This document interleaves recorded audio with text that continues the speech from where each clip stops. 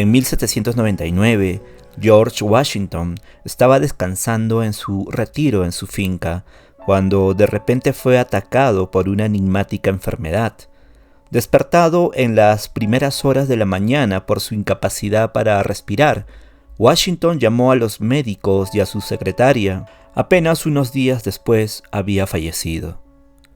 Pero, ¿se debió esto a su extraña infección de garganta o sus médicos contribuyeron a su muerte mediante técnicas médicas hoy desfasadas?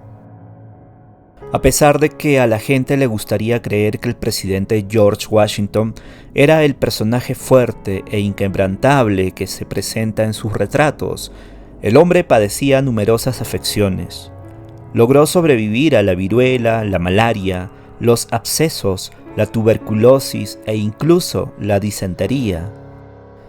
A lo largo de su vida, George Washington estuvo plagado de artritis, neumonía, y en 1787 se describió que padecía una afección reumática que le impedía levantar los brazos. A esto se le sumaron calambres, fiebre y escalofríos. Sus contemporáneos mostraron su temor de que muriera antes de liderarlos durante la Revolución.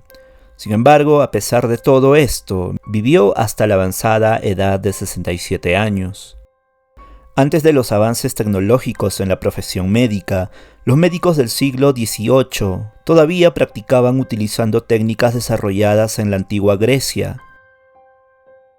Hipócrates, médico y filósofo del siglo V a.C., desarrolló la teoría de los humores. El cuerpo estaba dictado por 4 grupos distintos de humores o fluidos corporales que debían permanecer en equilibrio. Eran sangre, flema, bilis amarilla y bilis negra. Estos se mantenían bajo control mediante una variedad de técnicas, incluido el derramamiento de sangre. El desangrado fue una de las técnicas utilizadas por los médicos de Washington para salvarlo. Era una práctica común y se creía que era una forma de llevar un estilo de vida saludable. En el siglo XVIII era habitual que los médicos utilizaran instrumentos como la lanceta con resorte y el escarificador, una terrible herramienta médica que tenía 12 hojas poco profundas que se soltaban para cortar el brazo del paciente. Esto permitió una distribución más uniforme de los cortes y facilitó el derramamiento de sangre. Sorprendentemente, se cree que a George Washington le drenaron aproximadamente el 40% de su sangre durante su enfermedad. Aún más notable es que los médicos que atendieron a George Washington no estuvieron de acuerdo sobre la mejor manera de proceder. El doctor Elisha Colin Dick expresó su preocupación de que un mayor sangrado debilitaría aún más a Washington y posiblemente lo mataría. Sin embargo, el médico principal, el Dr. James Craig, decidió proceder de todos modos y continuó drenando sangre. Los expertos médicos modernos han llegado a la conclusión de que esta práctica podría haber contribuido a su muerte. Las ventosas eran otro tratamiento común en el siglo XVIII. La idea era que para deshacerse de una enfermedad se requería que una ventosa generara un daño menor en la parte del cuerpo con el problema, provocando que el cuerpo comenzara el proceso de curación. Para lograr este resultado, se crearon ventosas utilizando un polvo fino elaborado a partir de escarabajos o mosca española, junto con otros estimulantes como pimienta y semillas de mostaza. Luego se cortó la ventosa para drenar el líquido. George Washington se sometió a este procedimiento en la garganta, pero no vio ningún beneficio. De hecho, es posible que incluso haya empeorado su condición. Ya estaba luchando contra la garganta inflamada y no podía tragar tónicos simples. Al inflamarle y ventosearle aún más la garganta, sus médicos probablemente empeoraron las cosas. A estas alturas está claro que los médicos estaban cada vez más desesperados mientras seguían sangrando a su paciente. Los elixires medicinales eran un elemento básico particular en el repertorio de cualquier médico durante la época. Desde la antigüedad se habían creado tónicos, pociones y brebajes para ayudar a los pacientes con todo tipo de dolencias.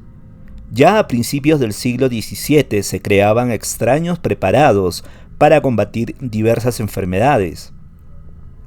Los ingredientes podían incluir de todo, desde penes de toros, recortes de uñas desechados, momia en polvo e incluso grasa de león. Afortunadamente, a finales del siglo XVIII, los preparados y los tónicos comenzaron a parecerse mucho más a la medicina moderna y se crearon utilizando hierbas y vinagre.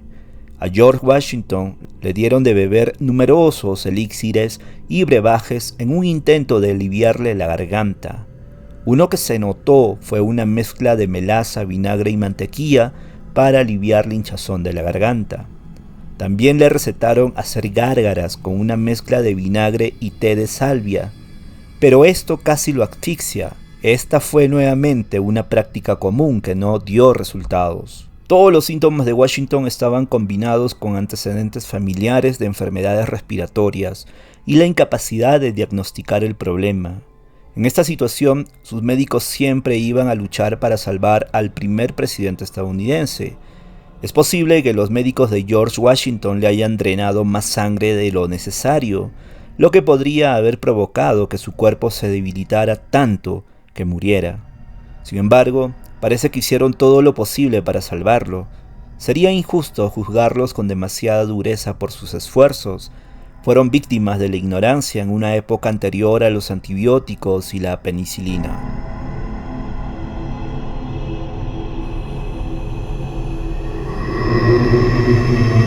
Si te gustó el video, no olvides dejarnos un like y además compartir este canal con tus amigos.